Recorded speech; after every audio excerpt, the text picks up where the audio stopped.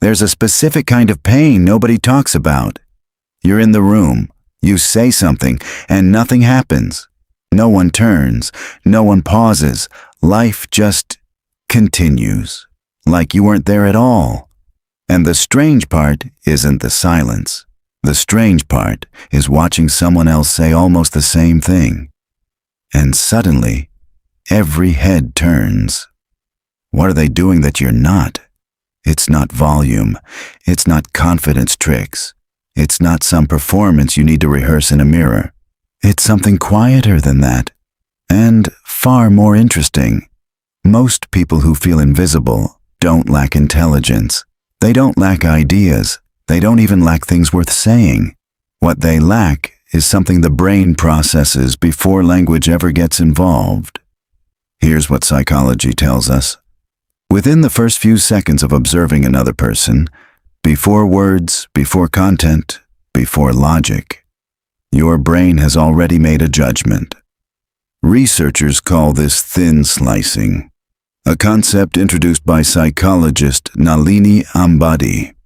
In under 30 seconds, the brain reads posture, movement speed, gaze, and spatial behavior, and quietly files a verdict. Safe or threatening, certain or uncertain, worth listening to or not. This isn't a flaw in human thinking. It's efficiency. The brain conserves energy by making fast assessments so it can focus attention wisely. But it means something important for you. The signals you send before you open your mouth carry more psychological weight than almost anything you say after. And if those signals whisper, "I'm uncertain," "I'm rushed," "I don't quite belong here," people's brains file you away without ever consciously deciding to. Here is what this does not mean. It does not mean you are broken. It does not mean you lack charisma or magnetism as some fixed personality trait you were born without. What it means is that you have been sending signals you didn't know you were sending. That's actually good news, because signals can change. You are not rewiring your personality.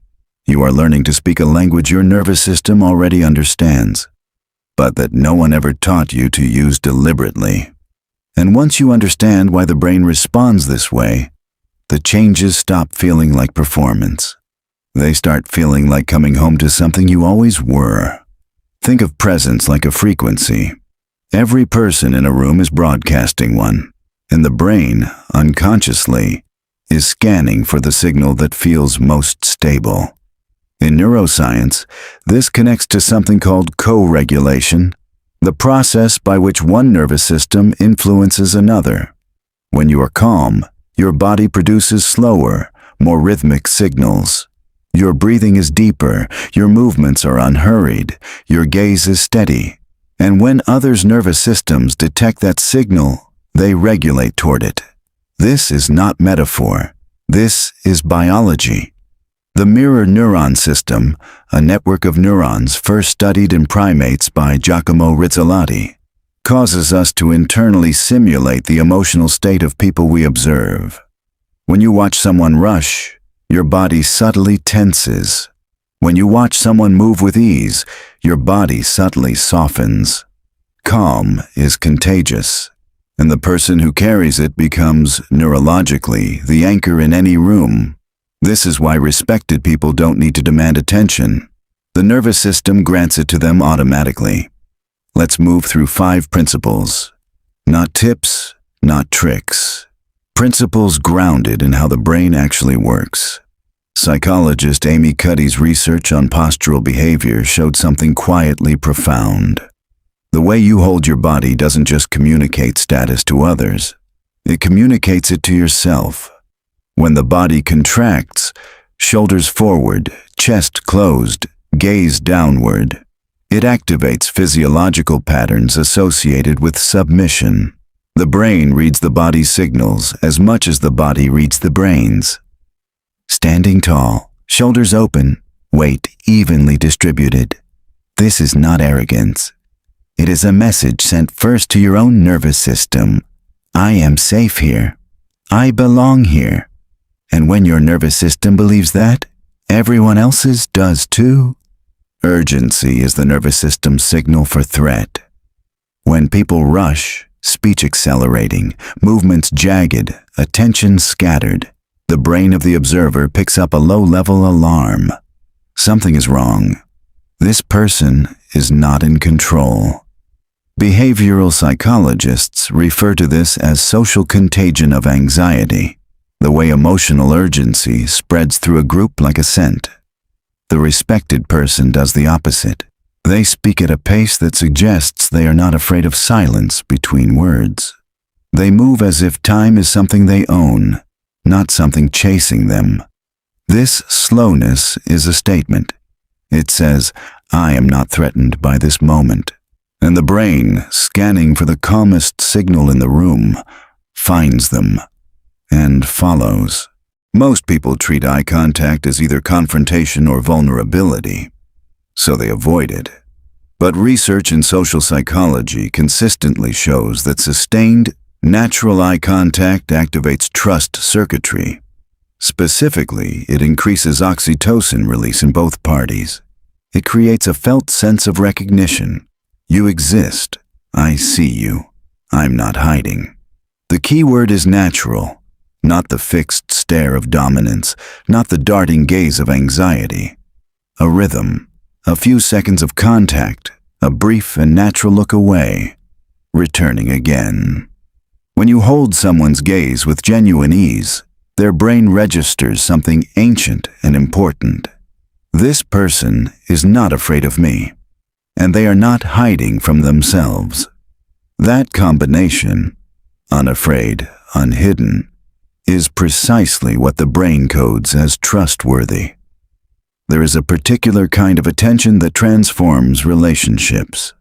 Psychologist Carl Rogers called it unconditional positive regard, a quality of listening where your entire aim is to understand, not to evaluate, not to prepare your rebuttal, not to wait for your turn, just to receive.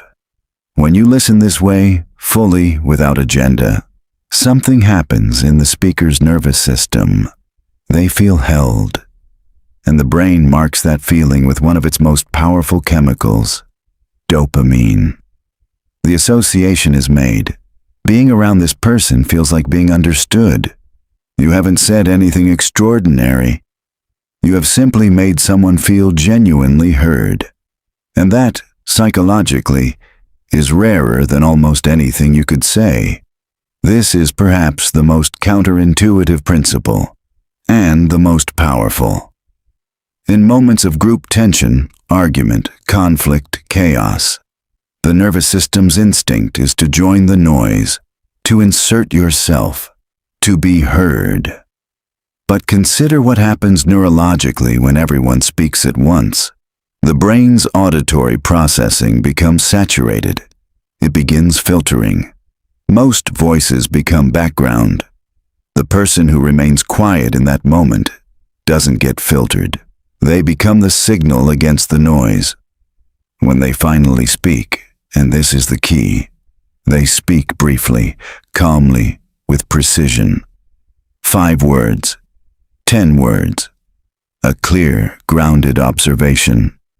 The brain of every person in that room snaps to attention, not because the words were louder, because they arrived from stillness. Psychologists studying group dynamics call this status through restraint, the counterintuitive finding that the person who speaks least when they speak with care is often perceived as most wise. Silence, used deliberately, is not emptiness. It is weight. Here is the single mental model that holds all 5 principles together. Presence is not performance. It is regulation. The people who command quiet respect without demanding it are not doing something unusual. They are simply more regulated than the room around them. Their nervous system is calm. Their body reflects that calm. Their movement, their gaze, their silence, all of it broadcasts one consistent signal. I am not in danger. I am not in a hurry. I am here. And because the human brain is always scanning for the most stable signal, it finds them, and it orients toward them. You don't earn this kind of respect by being impressive. You earn it by being settled, not perfect, not certain about everything, just settled within yourself. If you've spent years feeling like you disappear in rooms, know this: you were never invisible because you had nothing to offer. You were invisible because the signals you were sending were apologizing for your presence before you ever opened your mouth. And those signals came from somewhere real, from years of learning that taking up space wasn't safe, from experiences that taught you to shrink. That is not a flaw in your character. That is an adaptation. And adaptations, once understood, can be gently, quietly undone. Not through force, not through self-improvement campaigns waged against yourself, but through practice. Through one moment of standing a little taller, one conversation where you let the silence breathe, one afternoon where you slow down just enough to feel the room instead of rushing through it. The brain is plastic. It rewires through repetition, and every time you choose regulation over reaction, stillness over urgency, presence over performance, you lay down one more strand of a new neural pattern, one more thread of the person you are becoming, not a louder version of you, not a more aggressive or dominant version, a version that simply knows, quietly and deeply, I am already enough to be here. And when you know that, really know it in your body, not just your mind, you won't need to say a word. The room will already feel it.